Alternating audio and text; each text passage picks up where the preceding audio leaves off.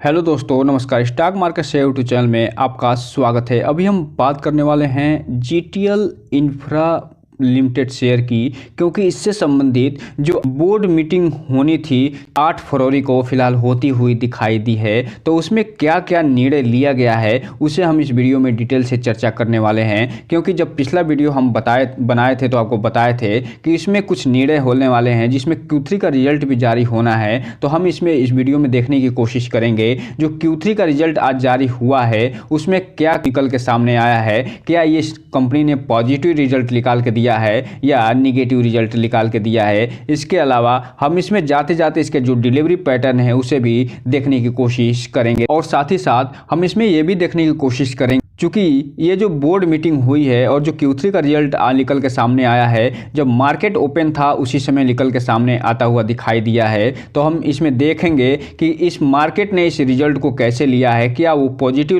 लेता हुआ नज़र आ रहा है या निगेटिव। तो चलिए दोस्तों, बिना किसी देरी के वीडियो शुरू करते हैं। दोस्तों, आप यहाँ पर देख रहे हैं कि ये जो कंपनी है फिलहाल 8 फरवरी को अपना रिजल्ट जारी करते हुए दिखाई दे रही है। यहाँ पे देख रहे हैं कि ये जो outcome of the board meeting यहाँ पे लिख दिखाई दे रहा है, और इसमें ये बता रहे हैं कि ये जारी करते हुए नजर आ रहे हैं। और ये जो बोर्ड मीटिंग हुई है 10:30 बजे से लेकर 2:30 बजे के बीच में चलती हुई दिखाई दी है। और उस अर्थात कहने का मतलब ये है कि ये जब मार्केट ओपन था उसी समय ये अपना जो Q3 का रिजल्ट है वो जारी करते हुए दिखाई दिए हैं। ये जो Q3 का रिजल्ट जारी किए हैं इसमें कंसोलिडेटेड या स्टैंड अलोन किसी भी प्रकार का ऐसा नाम लिख के आता हुआ नहीं दिखाई दिया है। ये सिर्फ और सिर्फ एक ही ये रिजल्ट जारी इन्होंने किया है, जिसे हम यहाँ आपके स्लाइड पे दिखाते हुए नजर आ रहे हैं। अगर हम बात करें यहाँ पे ये सेगमेंट जो दिखाई दे रहा है ये दिसंबर क्वार्टर 3 का सेगमेंट है, और ये सितंबर क्वार्टर 2 का सेगमेंट दिखाई दे रहा है 2023 का, और ये पिछले साल दिसंबर 2022 के क्वार्टर का सेगमेंट दिखाई दे रहा है। और यहाँ पे आप जो भी डेटा ये देख रहे हैं सारे डेटा ये जो है फिलहाल लाख में दिए गए हैं, अर्थात हम इसे लाख में पढ़ने की कोशिश करने वाले हैं। अगर हम सबसे पहले अगर हम बात करें इसके रेवेन्यू फ्रॉम ऑपरेशन की, अर्थात ये कंपनी अपने वास्तविक बिजनेस से जो रेवेन्यू प्राप्त करती है उसकी, तो ये जो क्वार्टर 3 बीता है दिसंबर 2023 का, उसमें फिलहाल ये 33,753 लाख का टोटल रेवेन्यू फ्रॉम ऑपरेशन प्राप्त करती हुई नजर आ रही है। जबकि पिछले सेम क्वार्टर में ये 35,983 लाख का टोटल रेवेन्यू प्राप्त करती हुई दिखाई दी थी। वहीं अगर हम बात कर लें सितंबर 2023 के क्वार्टर की, तो ये 35,077 लाख का टोटल रेवेन्यू फ्रॉम ऑपरेशन प्राप्त करती हुई दिखाई दी थी। तो यहाँ पे आप देख रहे हैं कि इसके रेवेन्यू फ्रॉम ऑपरेशन में न केवल ईयर ऑन ईयर बेस पे ठीक ठाक गिरावट देखी जा रही है, बल्कि क्वार्टर ऑन क्वार्टर बेस पे भी इसमें अच्छी खासी गिरावट देखने को मिल रही है। चूँकि आप जानते हैं कि जबकि जो रेवेन्यू फ्रॉम ऑपरेशन में अगर कमी आती है, तो अगर इसमें अदर इनकम अगर नहीं जुड़ता है तो इसके जो टोटल इनकम होता है उसमें गिरावट जरूर देखने को मिलती है। और यहाँ पे आप देख रहे हैं कि जो टोटल इनकम दिखाई दे रहा है ये फिलहाल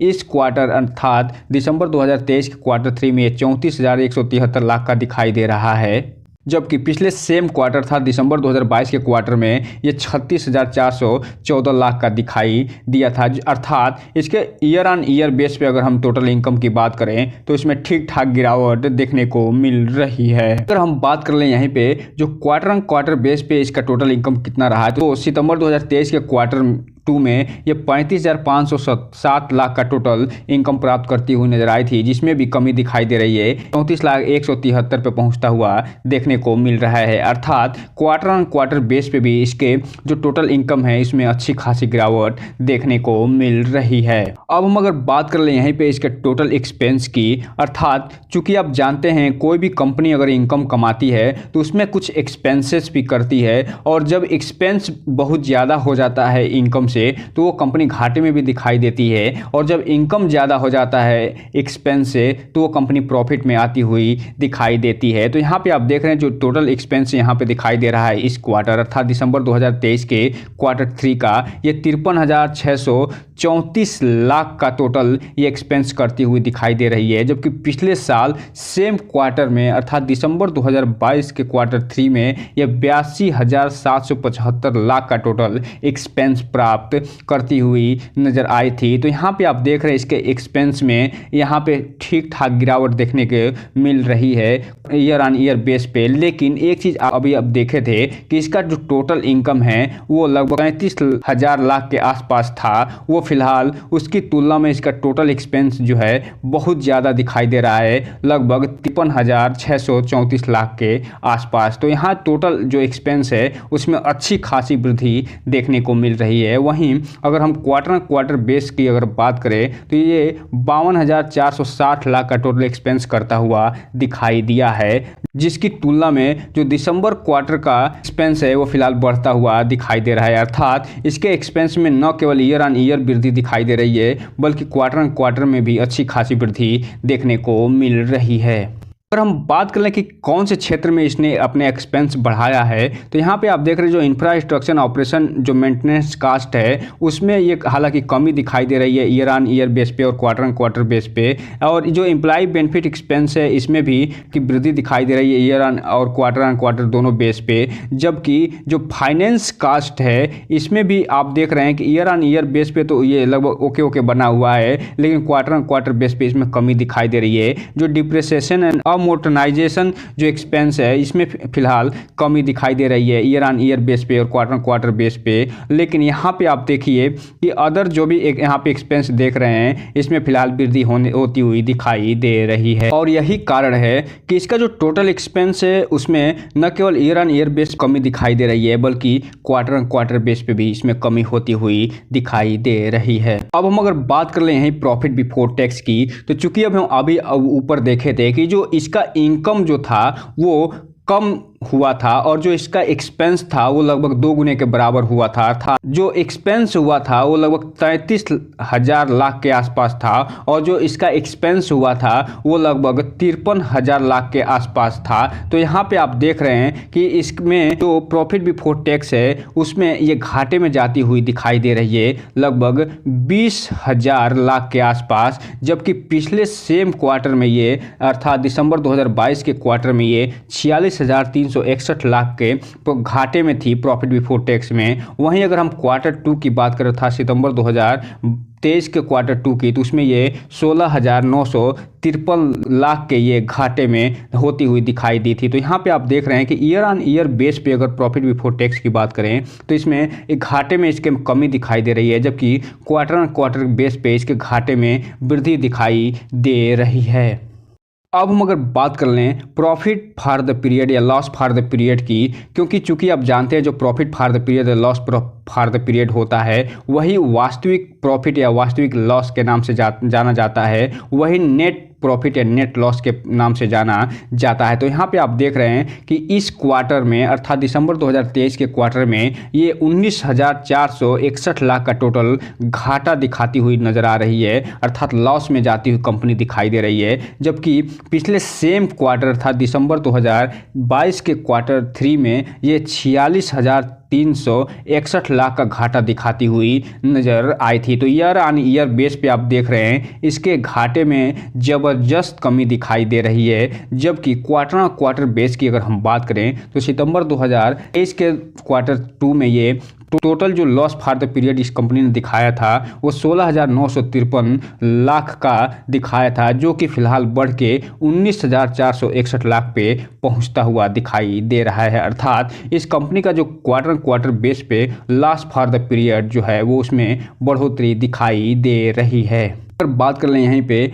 और इसके अर्निंग पर शेयर की, तो यहाँ पे आप देख रहे हैं कि ईयर ऑन ईयर बेस पे कि इसके अर्निंग पर शेयर में तो कमी दिखाई दे रही है और ये -0.36 से घट के -0.15 पे बढ़ता हुआ दिखाई दे रहा है। जबकि क्वार्टर बेस पे इसके अर्निंग पर शेयर में कमी दिखाई दे रही है और -13 से ये बढ़ के -0.15 तक पहुँचता हुआ दिखाई दे रहा है। तो कुल मिलाजुला कर इस रिजल्ट का लब्बो लिबाब बस एक ही है कि इस कंपनी ने बहुत ही घटिया परफॉर्मेंस दिखाया है। हालांकि ये जो अपना एक्सपेंस जो है उसमें तो control year on year base पे करी है, लेकिन क्वार्टर बेस पे अभी भी एक्सपेंस पे कंट्रोल नहीं देखने को मिला है। और इसके अलावा रेवेन्यू फ्रॉम जो ऑपरेशन है उसमें भी ईयर ऑन ईयर बेस के साथ साथ क्वार्टर बेस पे गिरावट देखने को मिली है, जो ये बता रहा है कि ये जो कंपनी है अपना रेवेन्यू फ्रॉम ऑपरेशन अर्थात वास्तविक जो इसका बिजनेस है उसी में सही से कारोबार करती हुई नहीं दिखाई दे रही है। तो इसीलिए रिटेल इन्वेस्टर से बस एक ही चीज़ कहना चाहेंगे, इस कंपनी में कोई भी इन्वेस्टमेंट करने से पहले